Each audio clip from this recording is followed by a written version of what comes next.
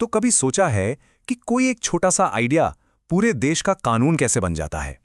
देखिए, ये सफर कोई आसान नहीं होता, बिल्कुल नहीं। आज हम एक विधेयक यानी कि एक बिल की उसी मुश्किल और लंबी यात्रा को समझने वाले हैं जो हमारे संसद के गलियारों से होकर गुजरती है। तो चलिए सबसे पहले ये समझते हैं कि आखिर ये विधेयक होता क्या है। एकदम आसान भाषा में कहें तो ये एक प्रस्ताव है, एक ड्राफ्ट, या तो किसी नए कानून के लिए या फिर किसी पुराने मौजूदा कानून में कुछ बदलने के लिए। समझिए, कानून बनने की जो पूरी कहानी है ना, उसकी शुरुआत यहीं से होती है। लेकिन सवाल तो यह है कि ये जो एक सीधा सादा सा प्रस्ताव दिखता है, उसे देश की कानून की किताब में अपनी जगह बनाने के लिए आखिर किस खतरनाक रास्ते से गुजरना पड़ता है? चलिए, इस पूरी यात्रा को, इस पूरे सफर को एक एक करके समझते हैं। तो देखिए, इस पूरे सफर को हम मोटे तौर पर 6 पड़ावों में बांट सकते हैं। सबसे पहले बिल को किसी एक सदन में पेश किया जाता है। फिर उसे 3 वाचनों मतलब 3 रीडिंग्स की अग्नि परीक्षा से गुजरना होता है। वहां से पास हो गया तो वो दूसरे सदन जाता है, और अगर दोनों सदनों में कोई असहमति हो गई तो उस गतिरोध को सुलझाने का भी एक तरीका है।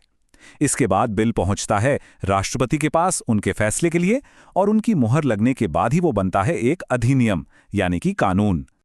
तो चलिए इस सफर के पहले और सबसे अहम पड़ाव पर चलते हैं, संसद। यहीं पर एक बिल को उन 3 वाचनों की अग्नि परीक्षा से गुजरना पड़ता है, और सही मायनों में कहें तो यहीं उसकी असली परख होती है। सबसे पहले आता है पहला वाचन। अब यहां होता क्या है, सच कहूं तो ये बस एक औपचारिक शुरुआत है। बिल को सदन में पेश किया जाता है, उसका टाइटल पढ़ा जाता है और उसे भारत के राजपत्र यानी गैजेट ऑफ इंडिया में छाप दिया जाता है। बस इस स्टेज पर कोई बहस नहीं, कोई चर्चा नहीं होती। अब पहले वाचन की शांति के बाद आता है असली और सबसे मुश्किल पड़ाव, दूसरा वाचन। इसे बिल की सबसे कठिन परीक्षा कह सकते हैं। ये लंबा होता है और इसके 3 हिस्से हैं। पहला है सामान्य चर्चा का स्टेज। यहां बिल के जो मूल सिद्धांत हैं उसकी आत्मा पर बहस होती है। फिर आता है समिति चरण, जहां बिल को और बारीकी से जांचने के लिए विशेषज्ञों की एक कमेटी को भेजा जा सकता है। और आखिर में होता है विचार चरण, जहां बिल पर क्लॉज बाय क्लॉज मतलब एक एक लाइन पर चर्चा होती है और वोटिंग की जाती है। अच्छा, तो दूसरे वाचन की उस लंबी और थका देने वाली प्रक्रिया से गुजरने के बाद बिल पहुंचता है तीसरे वाचन में। ये स्टेज काफी सीधा साधा है। यहां पर बिल को लेकर एक आखिरी बार बहस होती है और फिर पूरे बिल पर एक साथ वोटिंग कर दी जाती है। अब यहां बस 2 ही बातें हो सकती हैं, या तो बिल पास होता है या फिर फेल। तो मान लीजिए हमारा बिल एक सदन में पास हो गया, लेकिन रुकिए, सफर अभी खत्म नहीं हुआ है। असल में अब उसके सामने कुछ और भी बड़ी बाधाएं हैं। उसे अभी दूसरे सदन से भी गुजरना है और फिर राष्ट्रपति की मेज तक पहुंचना है। एक सदन से पास होने के बाद बिल जाता है दूसरे सदन में, और वहां क्या होता है? जी हां, वहां पूरी की पूरी प्रक्रिया फिर से दोहराई जाती है। वही पहला वाचन, वही लंबा वाला दूसरा वाचन और फिर तीसरा वाचन, सब कुछ एकदम शुरू से। लेकिन यहां एक बड़ा सवाल उठता है, क्या होगा अगर दूसरा सदन उस बिल से सहमत ना हो या उसमें कुछ ऐसे बदलाव कर दे जो पहले सदन को मंजूर ना हो? अगर दोनों सदनों के बीच एक गतिरोध, एक डेडलॉक की स्थिति बन जाए, तब क्या होता है? तो इस गतिरोध को तोड़ने के लिए हमारे संविधान में एक खास व्यवस्था है, जिसे कहते हैं संयुक्त बैठक या जॉइंट सिटिंग। अब यह समझना जरूरी है कि यह बहुत ही दुर्लभ मामलों में होता है। ऐसे में राष्ट्रपति दोनों सदनों को एक साथ एक ही हॉल में बिठाकर मीटिंग के लिए बुलाते हैं, और फिर उस बिल पर सब मिलकर वोटिंग करते हैं। चलिए, बिल ने संसद के दोनों सदनों की बाधा पार कर ली। अब वो पहुंचता है अपने आखिरी पड़ाव पर, राष्ट्रपति भवन। यहां राष्ट्रपति के पास मोटे तौर पर 3 विकल्प होते हैं।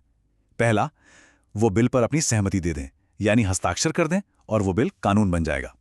दूसरा, वो अपनी सहमति रोक लें, जिससे बिल वहीं खत्म हो जाएगा। या फिर तीसरा, वो बिल को संसद के पास पुनर्विचार के लिए वापस भेज सकते हैं। तो अभी तक हमने जो पूरी प्रक्रिया समझी वो एक आम प्रक्रिया है, लेकिन यहां एक मजेदार बात है।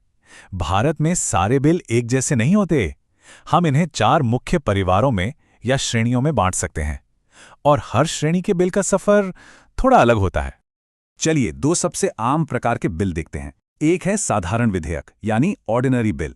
ये किसी भी आम विषय पर हो सकता है और इसे पास करने के लिए सिर्फ एक साधारण बहुमत चाहिए। लेकिन दूसरा है संविधान संशोधन विधेयक, जैसा कि नाम से ही पता चल रहा है, ये हमारे संविधान में बदलाव करने की ताकत रखता है। और क्योंकि ये इतना बड़ा कदम है, इसे पास करने के लिए एक विशेष बहुमत यानी स्पेशल मेजॉरिटी की जरूरत पड़ती है। लेकिन इन सब में एक ऐसा बिल है जिसका रास्ता सबसे अलग और सबसे सख्त होता है, और वो है धन विधेयक यानी मनी बिल। क्योंकि ये सीधे सीधे देश के खजाने से जुड़ा होता है, पैसों से जुड़ा होता है, इसलिए इसके लिए नियम कानून बहुत ही कड़े हैं। तो धन विधेयक के नियम इतने खास क्यों हैं? इसकी वजह यह है कि पैसों के मामलों में जनता द्वारा सीधे चुने गए सदन यानी लोकसभा को ज्यादा ताकत दी गई है। इसीलिए धन विधेयक सिर्फ और सिर्फ लोकसभा में ही पेश हो सकता है, वो भी राष्ट्रपति की पहले से ली गई सिफारिश पर। और सबसे बड़ी बात, राज्यसभा इसे ना तो खारिज कर सकती है और ना ही इसमें कोई बदलाव कर सकती है। वो सिर्फ अपने सुझाव दे सकती है, और वो भी 14 दिनों के अंदर।